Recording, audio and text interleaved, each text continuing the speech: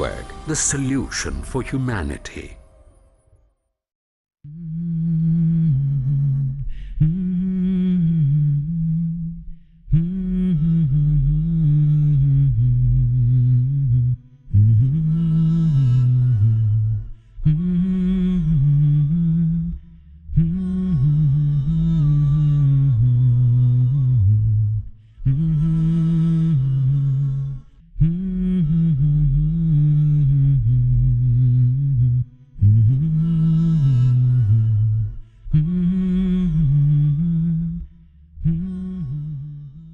بسم الله الرحمن الرحيم. الحمد لله والصلاة والسلام على عبده ورسوله ومصطفاه نبينا محمد وعلى آله وصحبه ومن اهتدى بهداه. Dear brothers and sisters in Islam, Assalamu alaikum wa rahmatullahi wa barakatuh, and welcome to Mercy to Mankind. Allahumma salli wa sallim alayh. We talked previously about the origin of the tribe of Quraysh and how Mecca started and what was the role of Abraham and Ishmael, may Allah, peace and praise be upon them all, had to do with that. But Sheikh, in the previous session you've mentioned that the people there were following the religion of Abraham. But what about Christianity and Judaism? That's a very good question. You have to look at the religious status just before the commissioning of the Prophet ﷺ, or being commissioned or revealed to. The religious status in general was as follows. The majority were pagans, and they were not pagans by birth, but after Abraham and Ishmael died, all the Arabs at that time were Muslims, in the sense that they have surrendered their will to Allah. They were following the teachings of Abraham and Ishmael, until one man traveled abroad their boundaries. His name is Amr ibn al-Hayy al-Khuza'i. He went to the Sham, which is the northern area of the peninsula, where you find Palestine, Syria, Lebanon, and Jordan.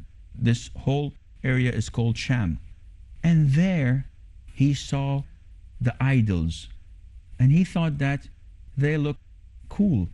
So he thought, and this is by Satan, that by bringing idols back to Mecca, we can get closer to Allah by worshipping them. So he was the first to introduce the idols to Mecca. And he was also the first to introduce the idea of letting the camels, sheep, cows to go, in the sense that they are not to be used in farming. The animals are not to be used for carrying them or carrying their cargo. And he was the first to make this a sa'ibah. So why did he do this? He is claiming that these cattle are only for their idols. So no one is to touch or harm or use any of that. Now, the Prophet ﷺ told us that because of this, he saw him in hell going round his guts because of the paganism he introduced to those who only worshipped Allah Azza wa Jal. Therefore, people started to go into paganism. They started associating others with Allah to the extent that they had these idols in the Kaaba. They had 360 idols around the Kaaba. Some of it was made of wood, others were made of stones, and others were made of gold. And some were made of dates. And well, not in the Kaaba, Yeah. but to the extent people lost their minds, to the extent that an Arab would come and build a statue as an idol of dates and worship him the whole day. This idol is going to get me closer to Allah Azza wa Jal. And at the end of the day, once he felt hungry, He would eat it. he ate his god.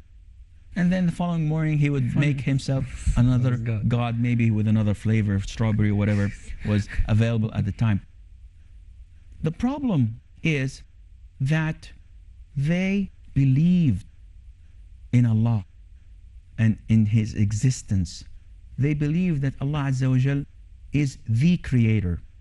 They believed that Allah Almighty was also the one who makes people die. And they believed that Allah Almighty is the one that gives them their provisions. But Satan came to them through the idea of, why not get closer to Allah? You're not pure enough to get closer to Allah. So the best way is to have people to intercede for you, or to have objects to intercede for you. They started by worshipping these graves, started to worship pious people, and then ended up by worshipping stones, trees, any idols that they bring, thinking that these are the gods that should be worshipped in order to get closer to Allah Azza wa Jal. Then, Sheikh, there are several kinds of monotheism. Monotheism of that Allah is the creator, the sustainer, the cherisher, and so on. And monotheism that Allah, the only and true God, that be worshipped alone. Okay. Then This is true. This is what we call Tawheed. To worship Allah Azza wa Jal, not to associate anyone with Him. And this is divided into three sections. The first section is that people all share, pagans and monotheists. That is, that it is Allah, the Almighty, that has created the whole universe. It is Allah that gives life and takes it. It is Allah Azza wa Jal that gives the provisions to all mankind. This is the first monotheism. It's called Tawheedu al-Rububiyyah. And then the other form of monotheism is what we call Tawheed al-Uluhiyyah, which means that all deeds, all actions, all forms of worship that we do must be directed only to Allah Azza wa Jal.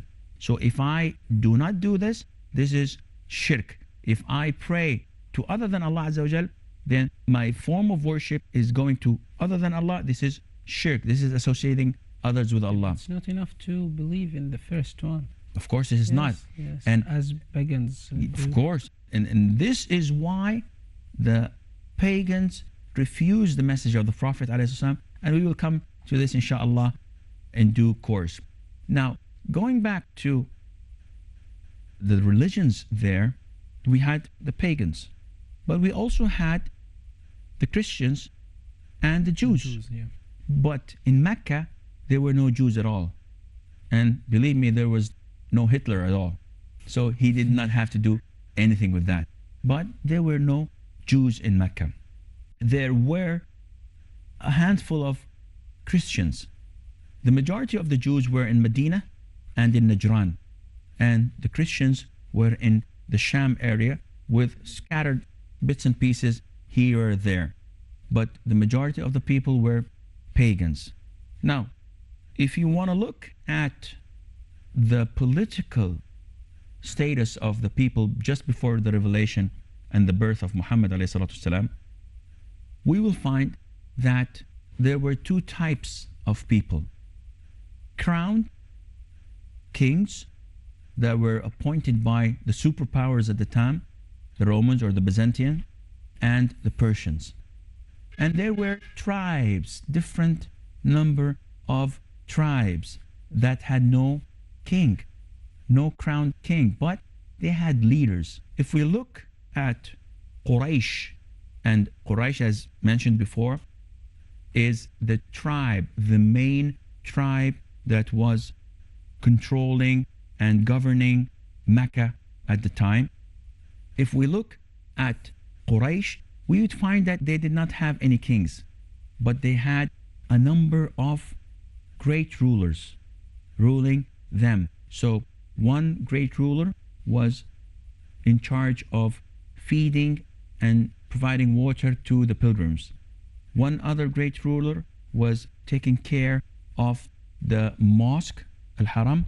The other third ruler was in charge of trade and securing their trade paths and so on.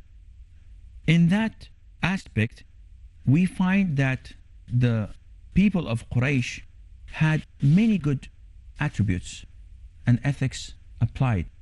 But at the same time, you have to realize that the social aspects was not as one would have imagined or wished for. For example, though they had many good attributes, adultery and fornication was widely spread among them, to the extent that only few refuse to go and to be part of fornication. And we were told, as in the hadith of Aisha, may Allah be pleased with her, that they had different forms of marriages. And this shows you the blessing of Allah upon us as Muslims. One form of marriage is the normal one. You go to a man and ask his daughter in marriage. He accepts, it's okay. The second form of marriage would be that 9 men come or less, and they sleep with this woman, and at the end, after she is pregnant and she gives birth, she looks at them and says that, well, the father is this man. Yes. And the third form, of course, this is all adultery. Huh? The third form would be that a husband seeking to have a good and healthy son would look at himself in the mirror and say, I'm not the man. So he asks his wife to go and sleep with someone who is noble and rich and healthy. And once she's pregnant, he claims that son to be his. And the last and fourth type of marriage was the marriage of prostitution, which is not actual marriage, but a prostitute, once she's pregnant, they bring someone to try to identify the child, who's his father by his genes or by the way he looks. Alhamdulillah for the blessing of Islam. We have a short break, and inshallah we will be right back.